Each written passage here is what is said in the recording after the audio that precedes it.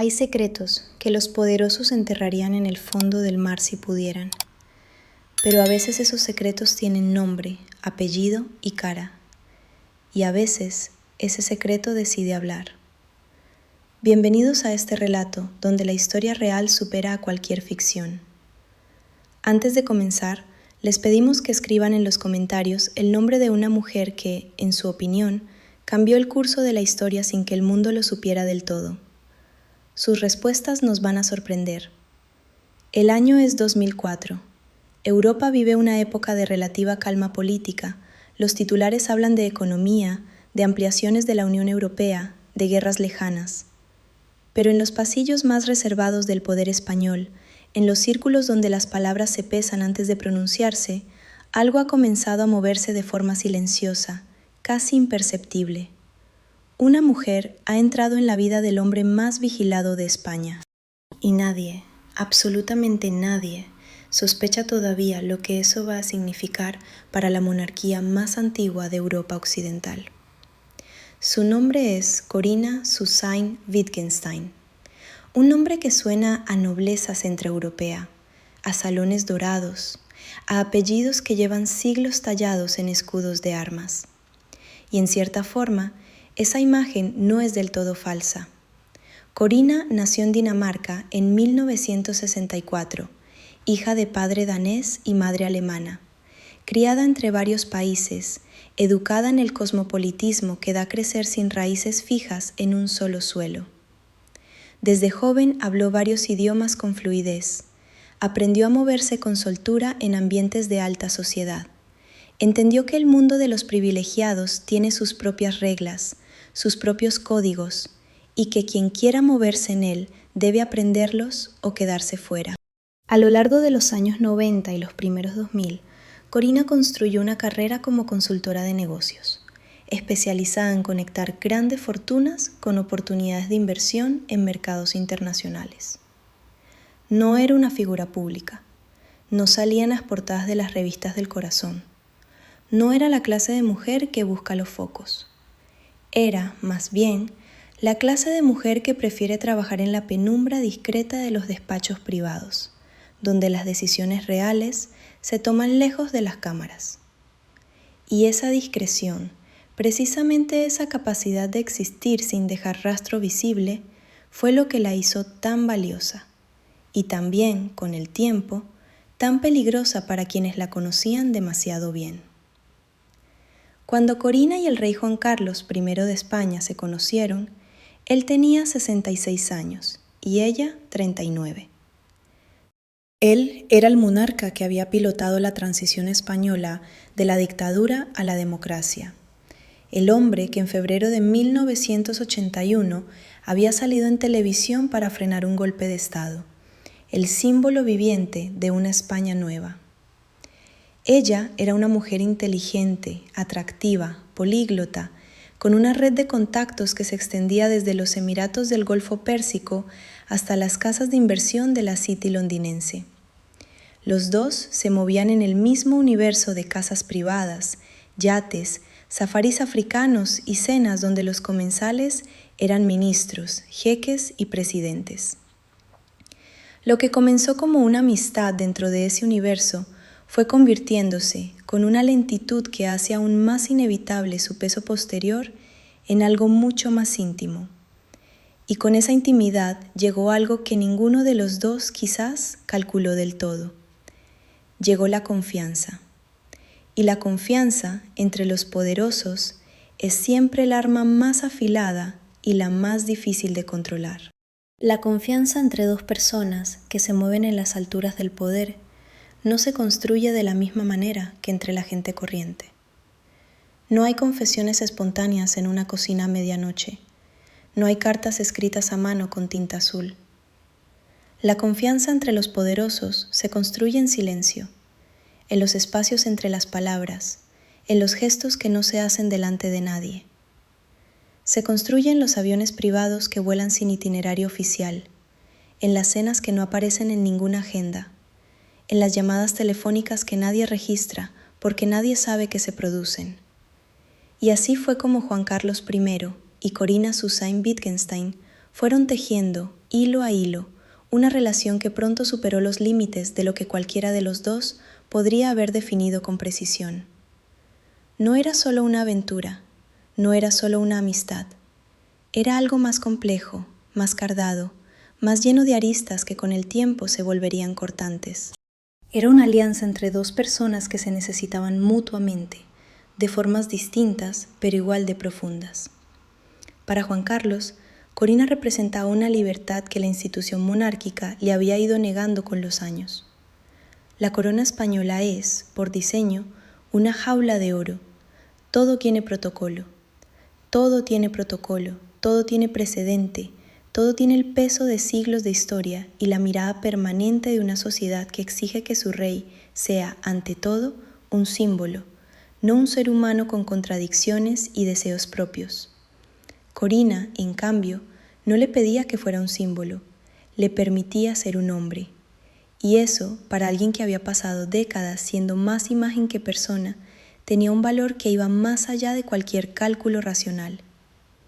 Para Corina, la relación abría puertas que ninguna cantidad de dinero ni de contactos podría haber abierto por sí sola.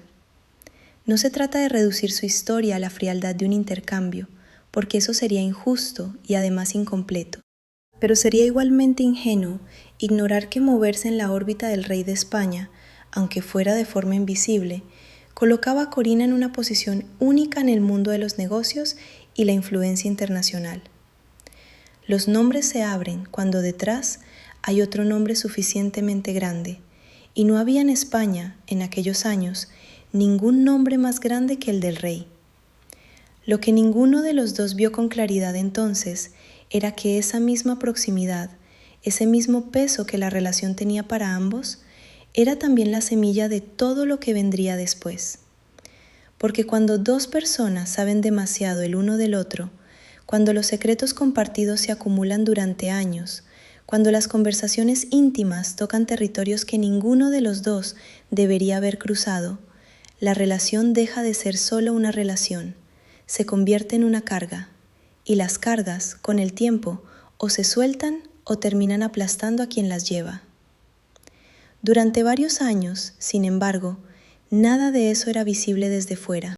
Juan Carlos seguía siendo el rey querido, el padre de la democracia española, el monarca que aparecía en las ceremonias oficiales con la reina Sofía a su lado, cumpliendo el papel que la historia le había asignado. Corina seguía siendo una consultora discreta, una figura periférica en los círculos de la élite europea, sin nombre conocido para el público general. El secreto vivía cómodo en la sombra, protegido por la misma maquinaria institucional que durante décadas había aprendido a guardar silenciones. Pero los secretos tienen su propia biología, crecen, se alimentan, y cuando alcanzan cierto tamaño ya no pueden contenerse solo con silencio. Botsuana, un país del sur de África donde el cielo es tan grande que parece aplastarte, donde la tierra roja se extiende hasta donde alcanza la vista y la vida salvaje convive con una fragilidad que los turistas adinerados contemplan desde la distancia segura de sus jeeps de lujo. En febrero de 2012, Juan Carlos I viajó a Botsuana para una cacería de elefantes. No era la primera vez que el rey participaba en expediciones de caza mayor en África. Había hecho ese tipo de viajes durante años, en silencio, lejos de las cámaras, en esa zona gris donde la vida privada de un monarca colisiona con la imagen pública que la institución necesita proyectar. Pero esta vez algo salió mal. Dos cosas, en realidad. La primera fue que el rey se cayó y se fracturó la cadera, lo que obligó a su evacuación médica urgente de vuelta a España y a una operación quirúrgica que no podía ocultarse. La segunda, y mucho más devastadora para la monarquía, fue que la prensa descubrió que en ese viaje no estaba solo, estaba con Corina. El escándalo fue inmediato y brutal, no solo porque España atravesaba en aquel momento uno de los peores momentos de la crisis económica, con millones de ciudadanos en el desempleo y recortes sociales que afectaban a los más vulnerables. No solo porque la imagen de un rey cazando elefantes en África era difícilmente reconciliable con el mensaje de austeridad que el gobierno de Mariano Rajoy intentaba transmitir, sino porque la presencia de Corina revelaba algo que muchos sospechaban, pero nadie había podido confirmar. El rey tenía una relación con una mujer que no era la reina, y esa relación había cruzado fronteras, había viajado en aviones privados, había costado dinero, mucho dinero, en un momento en que la palabra dinero era en España una herida abierta. Juan Carlos pidió disculpas públicamente. Fue una aparición breve, casi quirúrgica. Una declaración de pocos segundos frente a las cámaras, saliendo del hospital, con muletas. Lo siento mucho, me he equivocado y no volverá a ocurrir.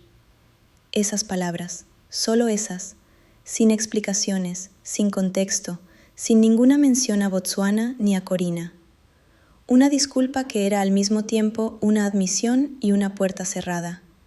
El rey no iba a dar más detalles, la institución tampoco. Pero lo que la institución no calculó, o quizás calculó mal, es que Corina ya no era solo una presencia incómoda en un viaje de casa. Era una persona que durante años había acumulado información, había sido testigo de conversaciones, había participado en decisiones, había conocido a personas y situaciones que la corona prefería mantener en la más absoluta oscuridad. Era, en el lenguaje frío de la geopolítica y el poder, lo que los servicios de inteligencia llaman un activo con conocimiento sensible. Y los activos con conocimiento sensible, cuando sienten que ya no están protegidos, cuando comprenden que la relación que los conectaba con el poder se ha roto, empiezan a pensar en cómo protegerse a sí mismos. Corina empezó a pensar, y pensar en su caso significaba moverse. Mónaco, 2012. Uno de esos lugares del mundo donde el dinero tiene su propia arquitectura, sus propios códigos y su propio silencio. Las conversaciones importantes en Mónaco no ocurren en las calles. Ocurren en apartamentos de techos altos y vistas al Mediterráneo, en yates anclados en el puerto, en restaurantes donde el maître conoce a todos sus clientes por el apellido y sabe cuándo no debe acercarse a la mesa. En ese contexto, Corina tuvo una conversación que años después se convertiría en el epicentro de uno de los escándalos más grandes de la historia reciente de España. Su interlocutor era José Manuel Villarejo, un comisario de policía que durante décadas había operado en las zonas más oscuras del Estado español, acumulando poder a través de una red de información privilegiada, grabaciones, contactos en los servicios de inteligencia y una habilidad casi sobrenatural para estar en el lugar correcto en el momento correcto.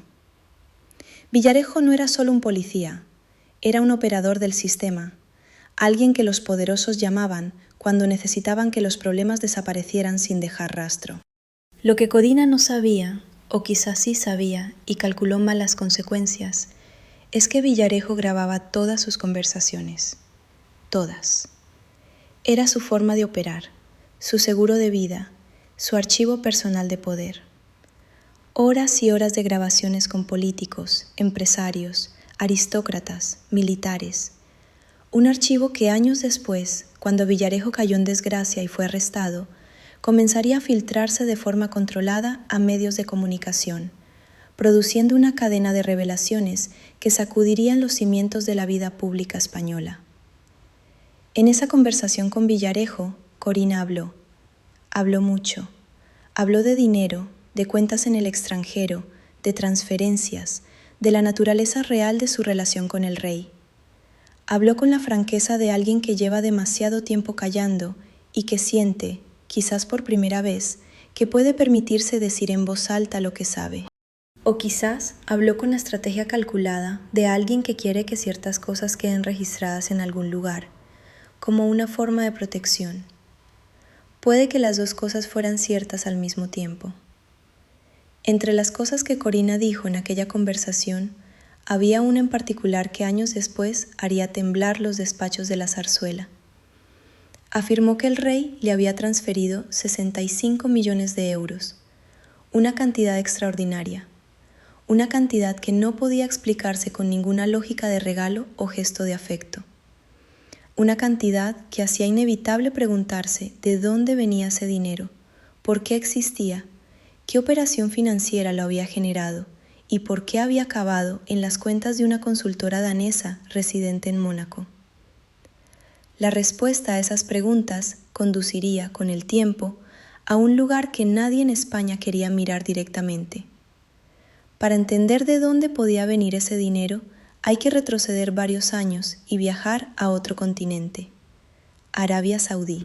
Un reino donde el petróleo convierte cada decisión política en una transacción económica, donde las infraestructuras se construyen a una velocidad que desafía la lógica, y donde los contratos internacionales de ingeniería y construcción mueven cifras que para la mayoría de los países serían presupuestos nacionales enteros.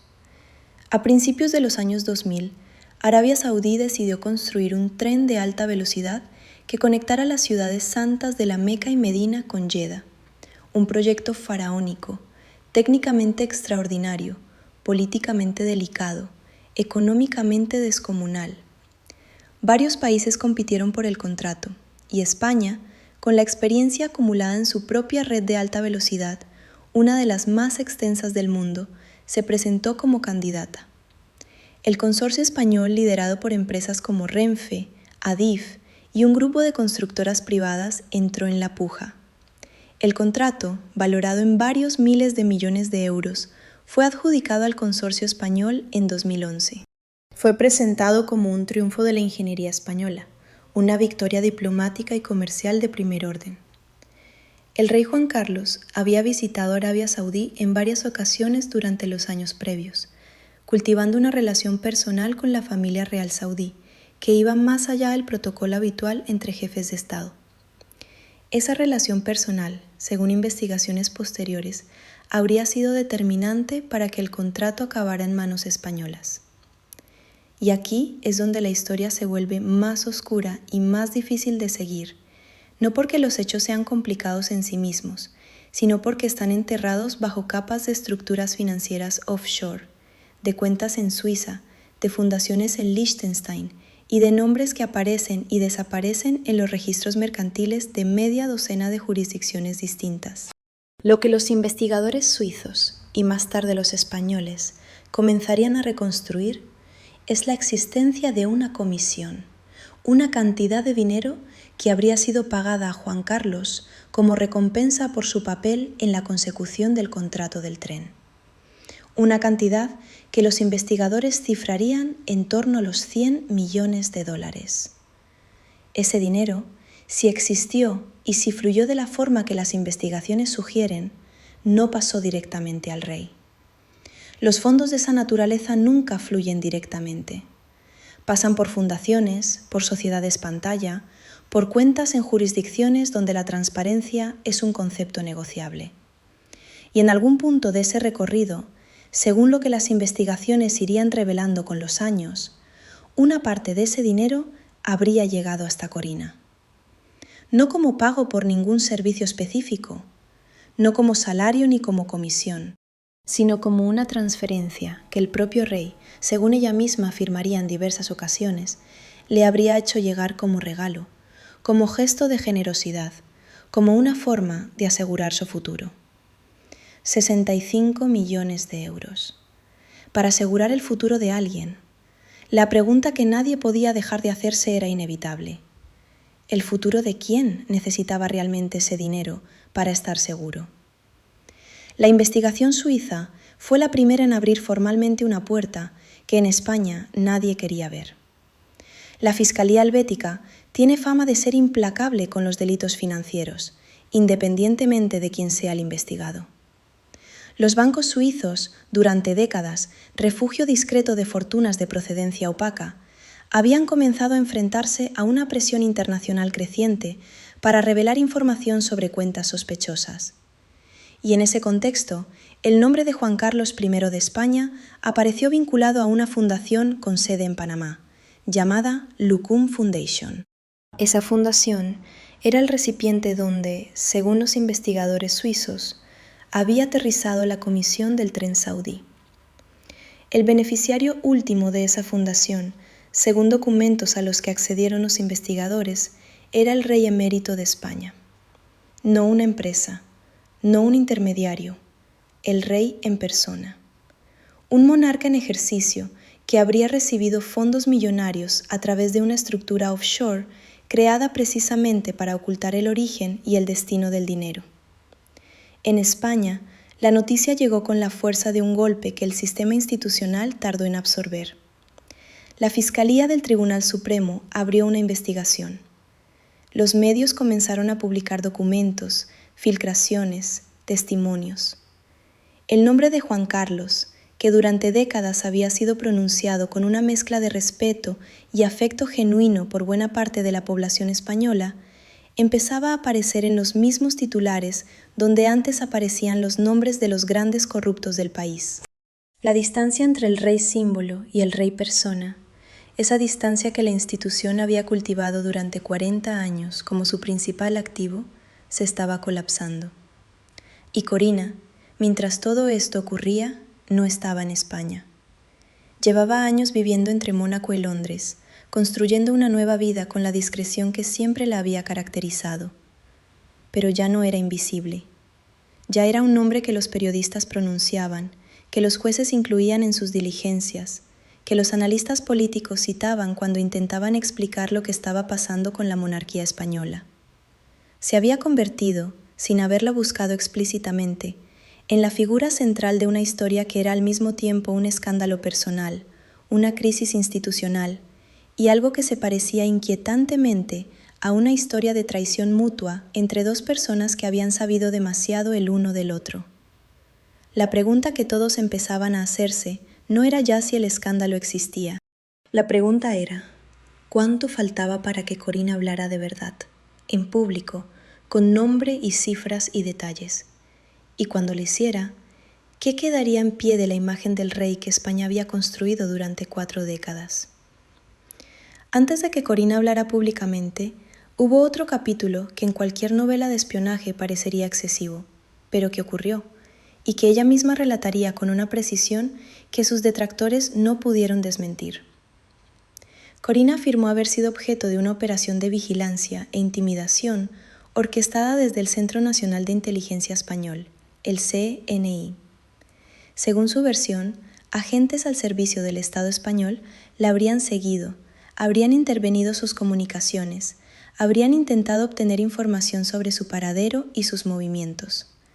No como parte de una investigación judicial ordinaria, sino como una operación encubierta cuyo objetivo era presionarla para que guardara silencio. Estas acusaciones, extraordinariamente graves, no provenían de alguien que hablaba desde la marginalidad o la desesperación.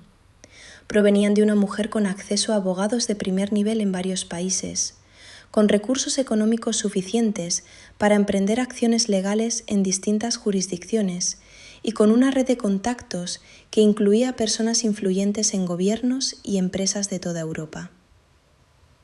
Corina presentó denuncias en el Reino Unido. Contrató a uno de los despachos de abogados más prestigiosos de Londres y comenzó a conceder entrevistas selectivas a medios internacionales, calculando cada palabra con la precisión de alguien que sabe exactamente el peso de lo que está diciendo. En una de esas entrevistas, concedida al periodista alemán Ewald König y publicada en varios medios europeos, Corina describió la naturaleza de su relación con Juan Carlos con una franqueza que dejó sin respuesta a la Casa Real Española. Habló del amor, sí, pero también de la presión, de la soledad, de la sensación de haber sido utilizada y luego abandonada cuando se convirtió en un problema. Habló de conversaciones en las que el rey le habría pedido que guardara ciertos secretos. Habló de documentos, habló de personas y habló, sobre todo, de dinero. El CNI negó las acusaciones. El gobierno español guardó silencio. La Casa Real emitió comunicados que no contestaban a las preguntas concretas. Era el patrón habitual de gestión de crisis institucionales en España. No negar con detalle, no confirmar nada, esperar que la tormenta amaine. Pero esta tormenta tenía la particularidad de que su origen no estaba en España y no dependía de los ciclos de la prensa española para mantenerse viva. Estaba en Londres, en Ginebra, en los tribunales de varias jurisdicciones que operaban con sus propias lógicas y sus propios tiempos. Y en el centro de todo, Corina seguía moviéndose, silenciosa en apariencia, activa en la práctica. Como alguien que ha aprendido, a lo largo de años en los círculos del poder, que la paciencia es la estrategia más eficaz cuando el tiempo trabaja a tu favor. Agosto de 2020. 31 días que cambiaron para siempre la historia de la monarquía española. Juan Carlos I, el rey que había reinado durante casi 4 décadas, el hombre que personificaba la transición democrática española, abandonó España. No fue una salida anunciada, no fue una despedida protocolar, fue una marcha silenciosa, comunicada mediante una carta a su hijo, el rey Felipe VI, en la que el rey emérito informaba de su decisión de residir fuera de España para no perjudicar a la institución. La carta era breve, medida, escrita con el cuidado de quien sabe que cada palabra será analizada durante años. Juan Carlos reconocía en ella la existencia de investigaciones judiciales en curso y afirmaba querer apartarse de la vida pública española para no convertirse en un obstáculo para la corona de su hijo. No era una abdicación, ya había abdicado en 2014. Era algo más difícil de clasificar. Era la retirada de un hombre que había comprendido que su presencia física en España era, para la institución que él mismo había construido, una amenaza mayor que su ausencia. Se instaló en Abu Dhabi, en los Emiratos Árabes Unidos, un destino que no era casual. Los Emiratos no tienen tratado de extradición con España. Esa realidad geográfica y jurídica no pasó desapercibida a nadie. Juan Carlos eligió vivir en un lugar desde el que los tribunales españoles tendrían enormes dificultades para alcanzarle, aunque quisieran. Y la pregunta de si querían de verdad, de si la voluntad política existía para llevar hasta las últimas consecuencias una investigación que implicaba al fundador de la democracia española, era en sí misma una pregunta que nadie en los pasillos del poder estaba dispuesto a responder en voz alta. Corina, desde Londres, observó la marcha de Juan Carlos con una mezcla de sentimientos que ella misma describió en entrevistas posteriores como compleja. No era satisfacción, no era alivio, era algo más parecido a la confirmación de que los hechos, finalmente, habían alcanzado al hombre que durante tanto tiempo había creído estar por encima de ellos. La distancia entre la imagen oficial y la realidad se había vuelto imposible de mantener, y ella, que había sido parte de esa realidad durante años, que había guardado el secreto cuando el secreto todavía podía guardarse, era ahora una de las razones principales por las que ese colapso había ocurrido. No porque ella lo hubiera provocado deliberadamente desde el principio, sino porque había existido, porque había estado allí, porque sabía. Hay una dimensión de esta historia que los titulares de los periódicos raramente capturan con justicia, la dimensión humana. No la del escándalo, ni la del poder, ni el dinero, sino la de dos personas que en algún momento de sus vidas se encontraron de verdad, con toda la complejidad que eso implica, y que luego tuvieron que vivir con las consecuencias de ese encuentro durante el resto de sus días. Juan Carlos tenía, cuando conoció a Corina, una vida construida sobre una paradoja fundamental. Era el hombre más poderoso de España y al mismo tiempo uno de los más controlados. Su matrimonio con la reina Sofía era, para cuando los dos se conocieron, una estructura más que una relación, un acuerdo implícito entre dos personas que habían cumplido sus obligaciones dinásticas y que convivían con la cortesía fría de quienes han decidido que la institución importa más que la felicidad personal. Juan Carlos buscaba fuera de ese marco lo que el marco no podía darle. Corina, por su parte, llegó a esa relación con su propia historia a cuestas. Había estado casada anteriormente con el príncipe alemán Georg Friedrich von Sayn-Wittgenstein-Sayn, de cuyo apellido conservó la partícula nobiliaria que le daba acceso a ciertos círculos. Tenía un hijo de esa relación. Había construido una carrera propia, independiente, en un mundo dominado por hombres donde las mujeres raramente llegaban a las salas donde las decisiones reales se tomaban. Y había aprendido, a fuerza de observación y experiencia, que el poder tiene una gramática propia que hay que dominar para sobrevivir en su órbita. Lo que los dos encontraron el uno en el otro fue, al menos durante un tiempo, algo genuino en medio de toda esa artificialidad. Viajes compartidos, conversaciones que cruzaban idiontes y continentes, una complicidad construida sobre la base de conocerse en los espacios donde ninguno de los dos tenía que representar un papel. Pero esa autenticidad coexistía con una asimetría de poder fundamental que nunca desapareció. Juan Carlos era el rey. Corina era, en última instancia, alguien que existía en su mundo por su voluntad, y solo mientras él lo permitiera.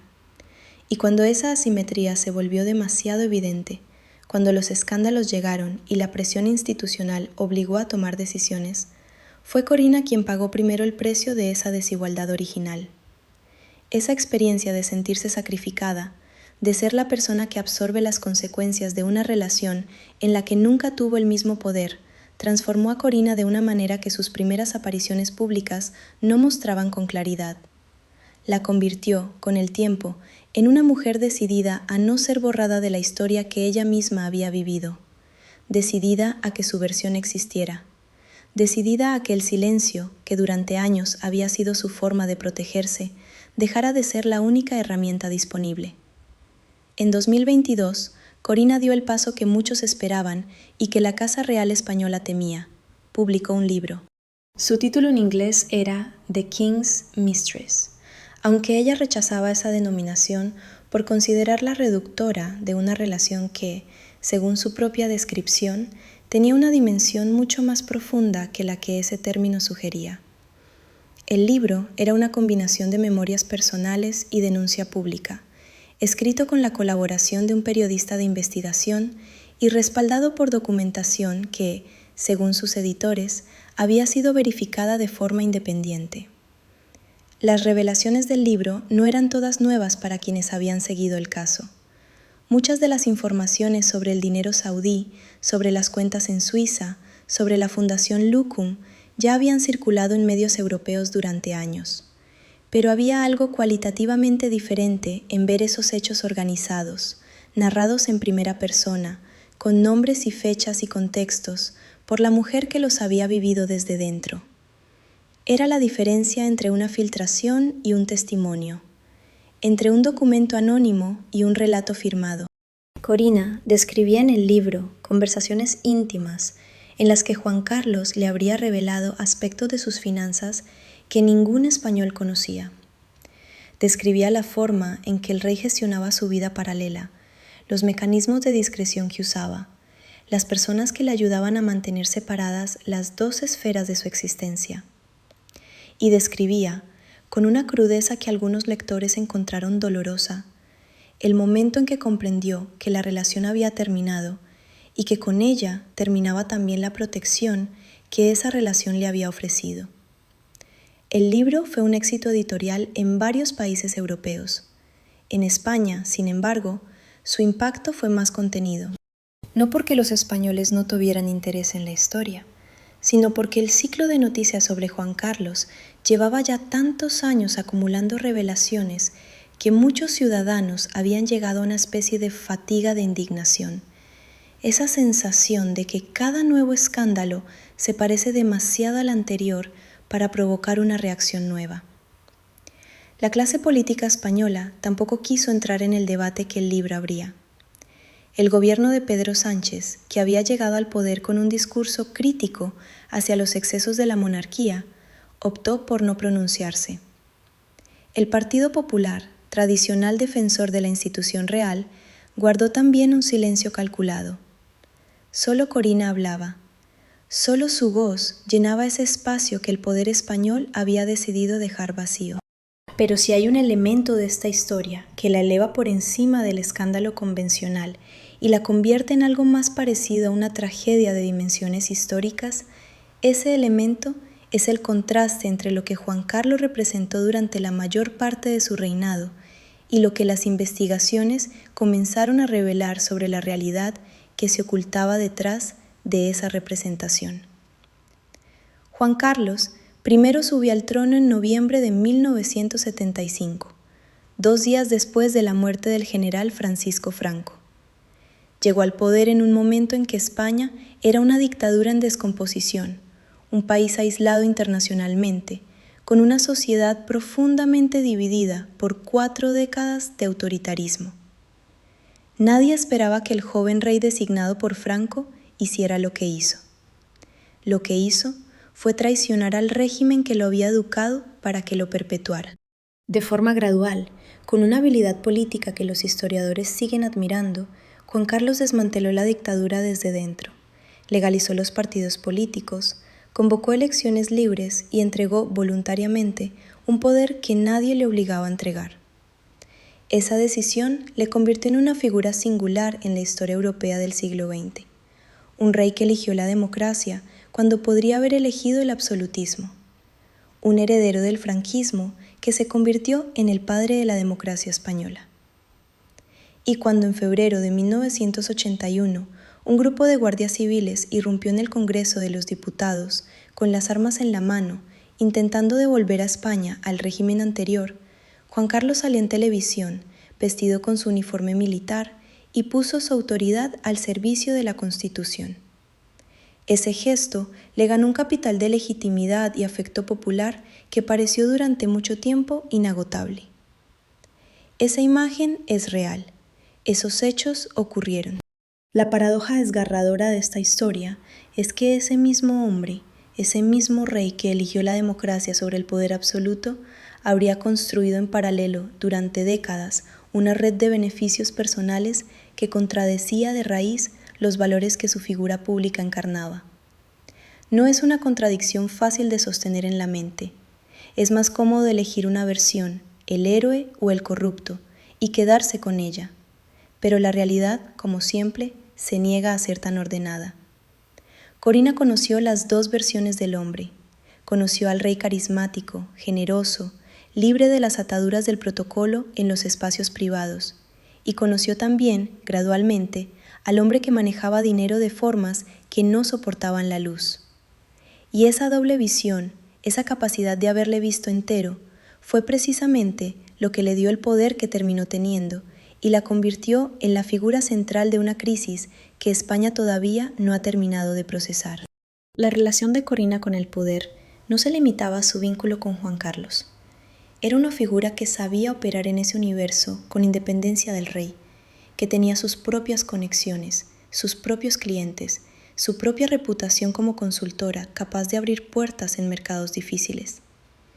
Pero sería ingenuo ignorar que esa reputación había sido fertilizada, al menos en parte, por la proximidad al trono español. En el mundo de los negocios internacionales, donde las relaciones personales con jefes de Estado valen más que cualquier currículum, haber estado en la órbita del rey de España durante años era un activo de valor incalculable. Esa realidad la colocó en una posición ambigua que sus críticos utilizaron para intentar desacreditar sus testimonios.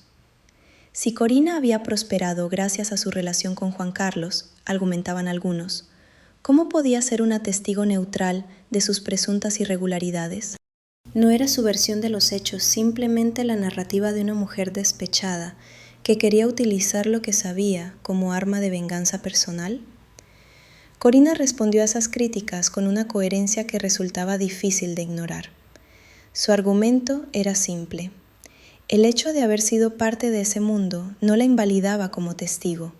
Al contrario, la convertía en la única persona capaz de dar testimonio desde dentro. Y la pregunta pertinente no era por qué ella hablaba, sino qué había en lo que decía que podía ser verificado de forma independiente. Y lo que podía ser verificado resultó serlo en una proporción significativa. Las investigaciones suizas, las revelaciones sobre la Fundación Lucum, la existencia de cuentas en el extranjero, la cronología de las transferencias, todo eso salió de fuentes judiciales y financieras que no dependían del testimonio de Corina para existir. Ella era la voz que ponía rostro humano a lo que los documentos describían en el lenguaje aséptico de las transacciones bancarias. Y en ese sentido, su papel en la historia fue doble. Fue fuente de información y fue catalizador de investigaciones que de otra forma habrían tardado mucho más en producirse, si es que llegaban a producirse. Fue el punto de entrada a un sistema de opacidad financiera que la corona española había construido durante décadas, con la confianza de quien no espera que nadie mire desde dentro. Felipe VI se convirtió en rey de España en junio de 2014, cuando su padre abdicó en medio de la acumulación de escándalos que hacían insostenible su continuidad. La abdicación fue presentada como un acto de responsabilidad, como la decisión de un hombre que antepone el bien de la institución a su permanencia personal en el cargo. Pero pocos dudaban de que la presión sobre Juan Carlos había llegado a un punto en que la abdicación era la única salida que preservaba algo de la imagen de la corona. Felipe VI llegó al trono con un discurso de regeneración. Prometió transparencia, prometió una monarquía austera, pegada a los valores constitucionales, alejada de los excesos que habían erosionado la credibilidad de su padre.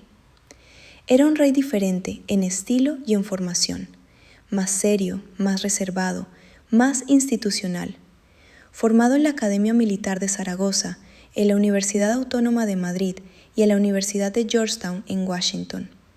Un hombre que había crecido viendo cómo los errores de su padre iban dañando lentamente lo que él heredaría.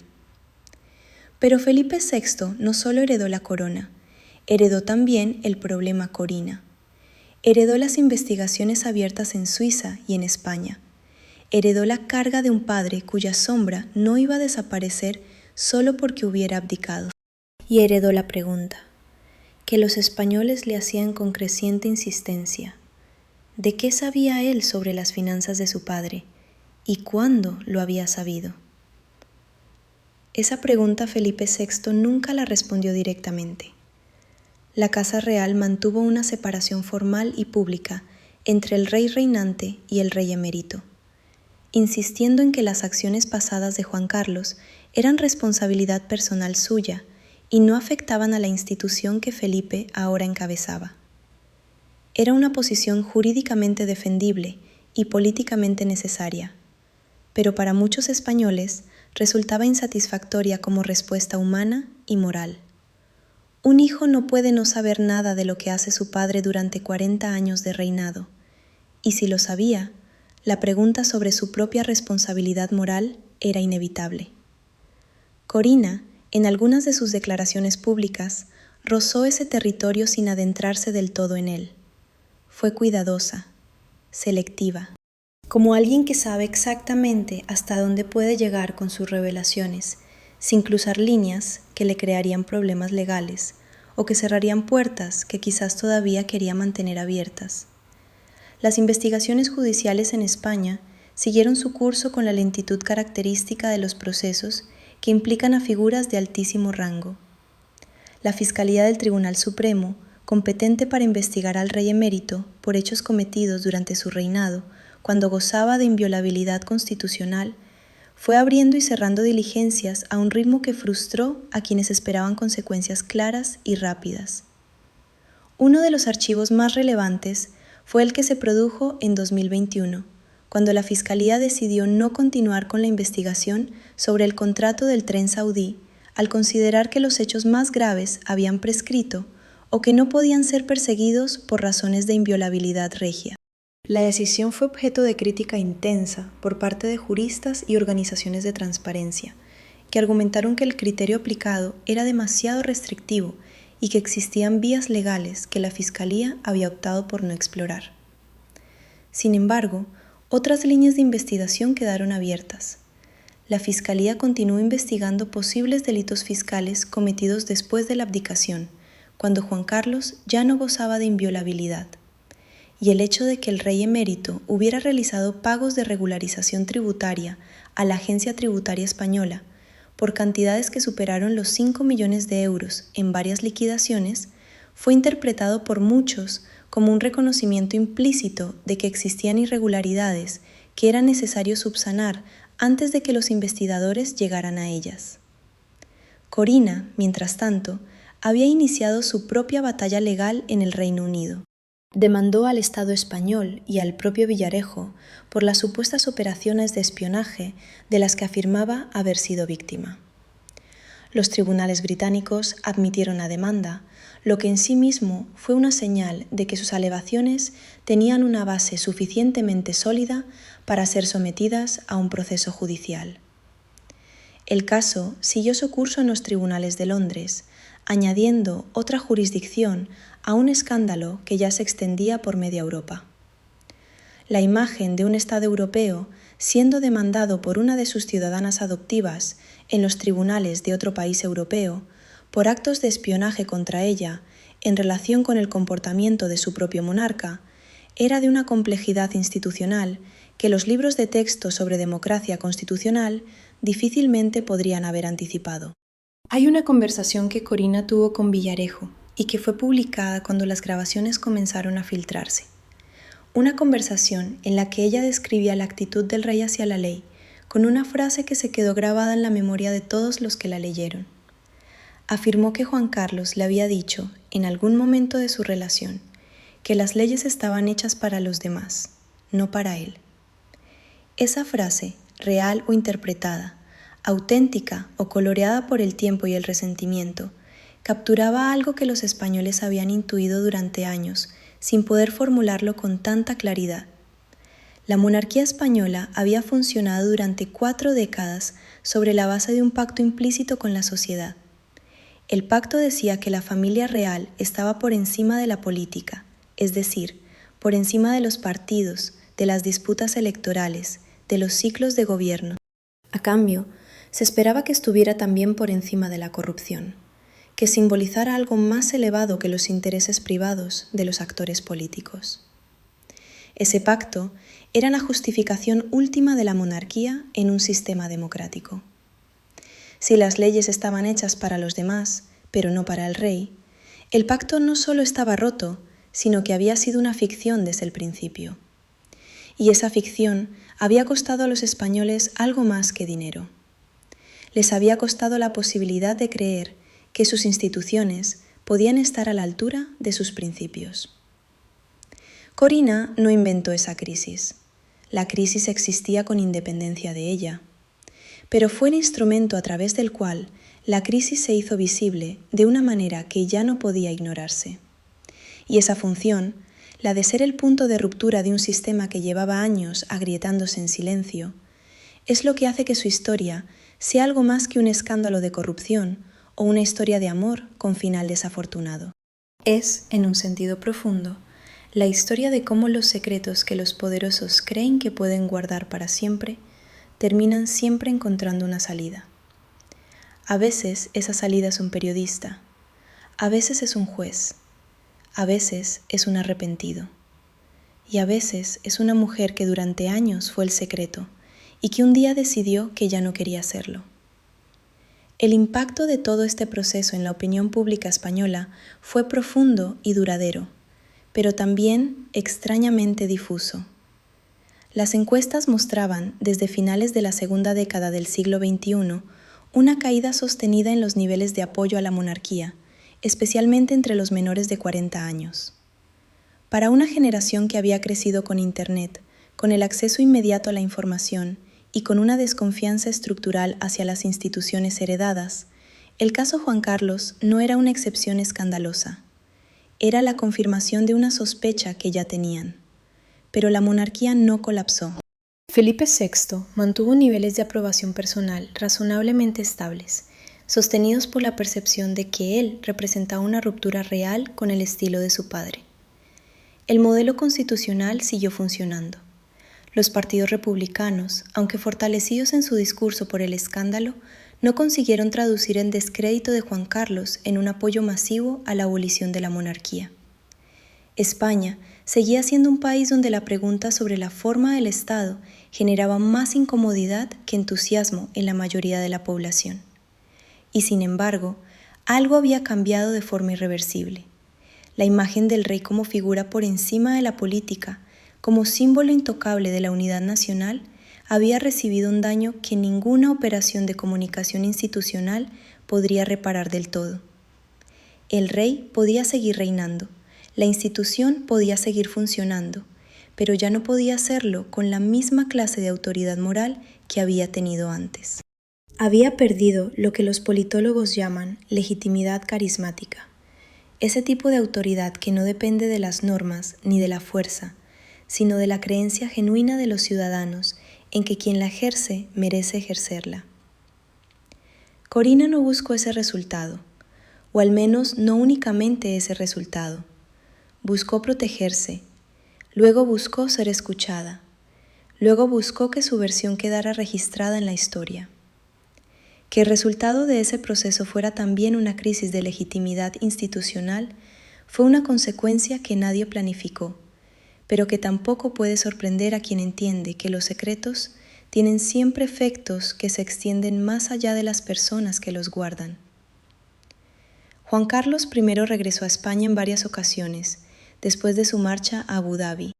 Las visitas eran siempre breves, siempre acompañadas de polémica, siempre seguidas de debates sobre si su presencia era apropiada, si debería o no rendir cuentas ante la justicia española, si Felipe VI debería o no recibirle en la zarzuela.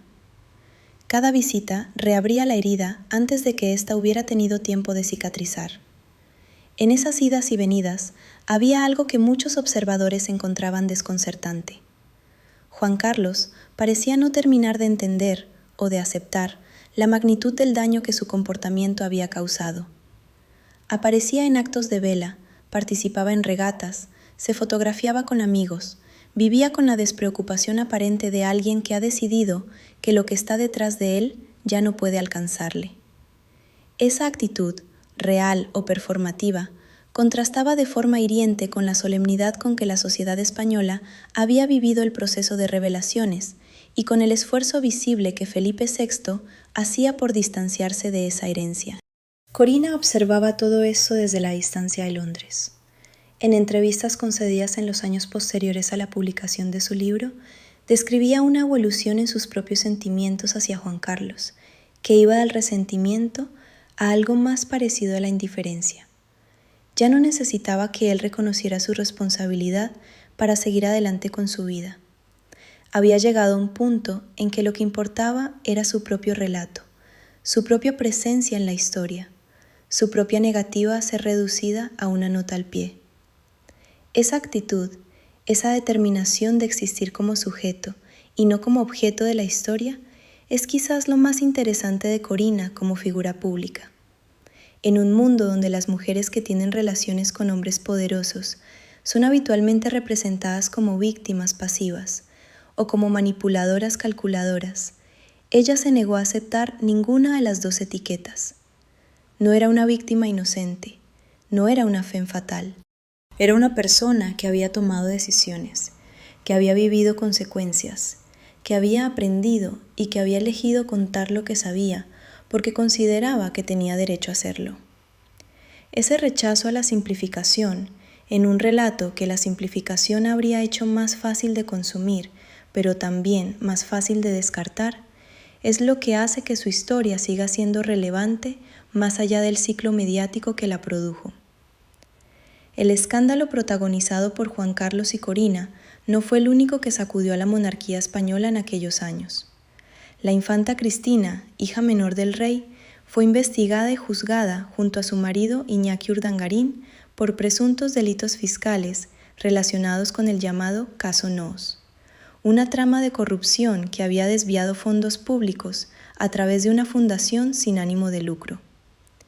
Urdangarín fue condenado a una pena de prisión. La infanta fue absuelta, aunque su imagen quedó gravemente deteriorada. La acumulación de escándalos creaba la impresión de un sistema que se había creído inmune a las consecuencias durante demasiado tiempo. Una institución que había operado bajo el supuesto de que su posición por encima de la política ordinaria la protegía también de la rendición de cuentas que se exige al resto de los ciudadanos. Y que ahora, sometida al escrutinio de una sociedad con acceso a más información que nunca y con una tolerancia hacia la impunidad mucho menor que la de generaciones anteriores, descubría que ese supuesto había sido siempre una ilusión. En ese contexto más amplio, Corina fue una pieza decisiva, pero no la única.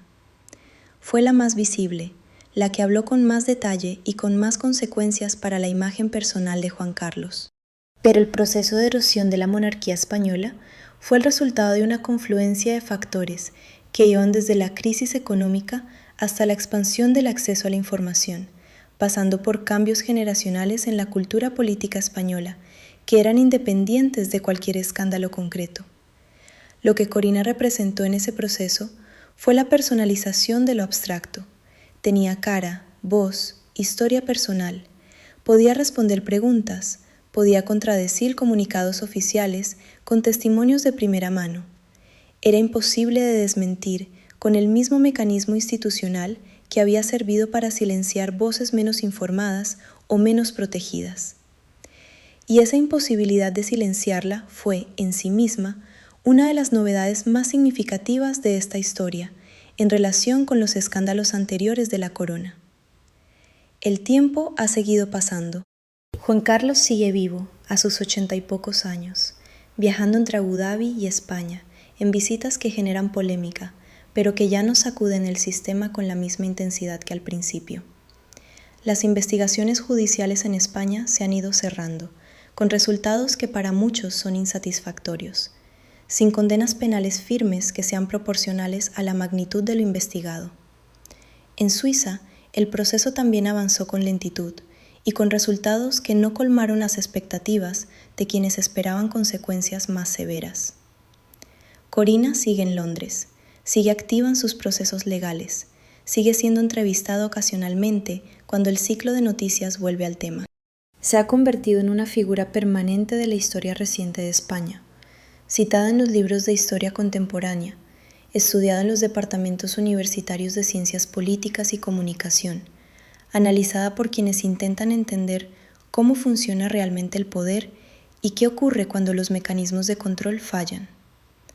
Su historia es también, en un nivel que trasciende a España y a la monarquía española, una historia sobre la naturaleza del secreto en la era de la información, sobre la imposibilidad de mantener indefinidamente separadas la vida pública y la vida privada cuando las consecuencias de esa vida privada tienen dimensiones públicas, sobre lo que ocurre cuando las personas que guardan los secretos de los poderosos dejan de sentir que guardarlos las protege, sobre el momento en que el silencio deja de ser una forma de seguridad y se convierte en una carga insoportable.